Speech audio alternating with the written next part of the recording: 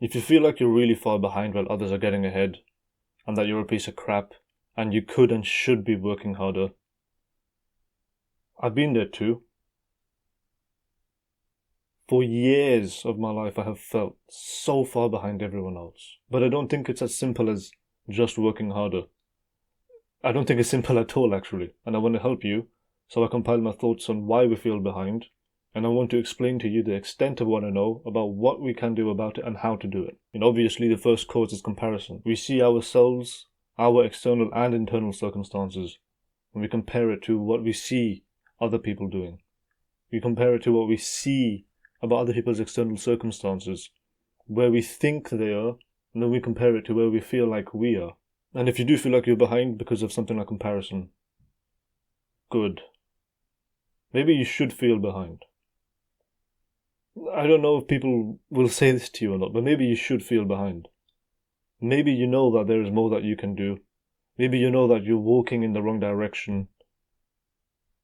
Maybe you're standing still. Which isn't the most zen thing to do of all time, but you should use your drive to power. I mean, why would you feel behind anyways from a comparison? This is going to sound really cringe, I know, but it's about the dominance hierarchy. You want to be ahead. You want to be ahead of others. You want to be richer than them. You want to have more material possessions than them.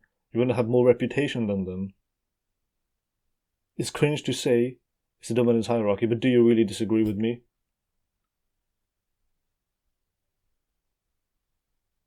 You should use the drive to power.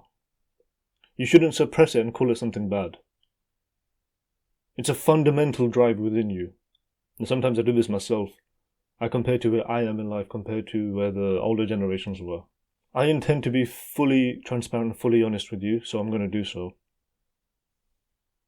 I worry that I won't be able to even pay for groceries. I'm worried I won't have a chance of having a decent life, of having dignity, of home ownership, of having a family. So compared to other generations, we are far behind. But sign of the times, what can you do? You deal with the cards that you're dealt. This is our battle, really. For my generation, this is a battle that we need to fight. The second cause is loneliness and isolation. Yay! Don't we love it? My earliest memory was when I was 2.5 years old. I still remember it vividly. It was a pretty cloudy day. I was in a daycare centre. There was a memory of both disgust and loneliness. I've experienced it my entire life. Ever since I was a little piece of crap. For the last, I think, 5 years, pretty much every month I would have like a 3 week episode of just very, very intense feelings of isolation and loneliness. So I'm pretty far in the trenches myself. I haven't experienced these episodes in about 4 months now, since I've been working on my mental health and stuff. I wish there was something I could tell you other than just get good sleep and exercise, eat well, and meditate. This video has turned out to be more raw and less action-oriented than I intended it to be. I'm going to upload it anyways. For the 2 people that are still watching now, thank you very much. I still think I do have something of actual value to give later on. The third cause is lacking self-love.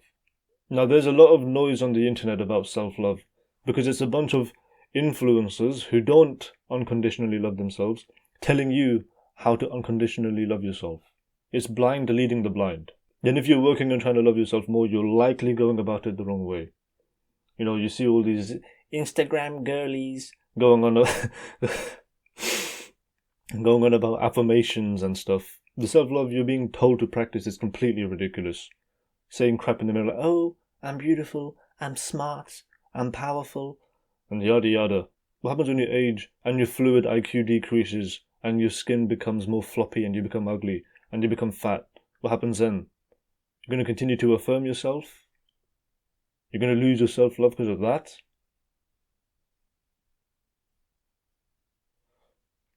The real question you need to ask yourself is, how can I love myself even if I don't make progress? Even if I'm stupid, fat, ugly, and broke? I've found my answer to that question, if you can believe that. If anyone's watching at this point, if you're interested in my answer to that, please leave a comment. I don't think it's going to be of particular value since it's kind of turgid stuff. It's more of a philosophical stance. But I believe that self-love isn't an emotion, it's a direction. It is inherently a philosophical stance. It's something that you choose to do. You choose to do good for yourself, not because you feel like it, because you choose to practice self-love. It's not an emotion. It's a direction. It's a commitment. And there's a second way that you go about developing self-love. It's more esoteric and difficult to explain. It's very difficult to explain if you haven't experienced it yourself, but I'll try my best. It's to have a sense of self. I don't mean an identity like, oh, I'm a proud father of 4 and I'm an engineer or something. No, these are emotional or logical conclusions that we hold about ourselves. We hold about ourselves. A sense of self is the ourself, not the conclusions that we hold about the self. If the self is the core, identity is like a shroud around it. You want to be able to observe the core. I personally think the only way to do it is from doing observation meditation. I mean, it's not the only way, but a pretty good way to go about doing it is to do observation meditation, where you try to clear your mind, and then when thoughts come in, you observe them, you just notice them, and you dismiss it. Very, very quickly you'll realize that you aren't the thoughts, you aren't the mind and its fluctuations. You're like the eye above the thoughts, that's observing it. I mean, the eye is a metaphor, I'm not exactly sure what it is, but it can't be explained in words. It is purely understood by observation.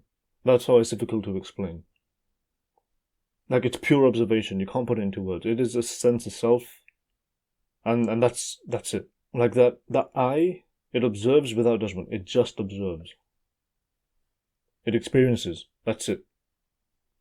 When you become more connected with that core, you'll start to feel less judgment about yourself. So even if you're, the things that I said before, stupid, ugly, fat, and broke, you can still have a sense of self, and that in itself would be gratifying to you. I hope that explains it fairly well. I understand that it's a really difficult thing to understand if you haven't experienced it yourself, but I really, really strongly suggest you start trying to create some distance between yourself and your mind. The fourth cause is purposelessness. For many of us, our purpose in life is to survive, get to tomorrow. It's what our lived experience tells us. It's a baser instinct. Use it. We might not realize that it's our purpose is basically to survive. It's what we're focused on, therefore it's our purpose. Bit simplistic, but therefore it's our purpose. Use it. So many of us are just really hopeless about the future. We feel a complete lack of purpose. We feel a lack of purpose because we don't know what we want. So reject TikTok and return to Unga Bunga. You need to destimulate yourself from all the external crap. You start reconnecting to yourself. Many of us feel like a really immense stress that we'll never be homeowners, that we'll never have a decent shot at life, that we can't pay, this month's rent, that I can't buy goddamn groceries, that we'll exit the gene pool. God, use that pain. That's what we humans do. No matter how far into the depths of hell that we go, we still manage to turn it into home. We survive. And we adapt. Job market and the economy is pretty crap right now. That is the depth of hell that we're in. We survive and we adapt. Because that's what we do. Now, hope is something that we give ourselves. Don't run away from pain. Pain is inevitable. It's going to happen whether you run away from it or not. Don't hide from the Colossus. Don't run away from your fears and pains. Sit there with your fears and pains. Use it.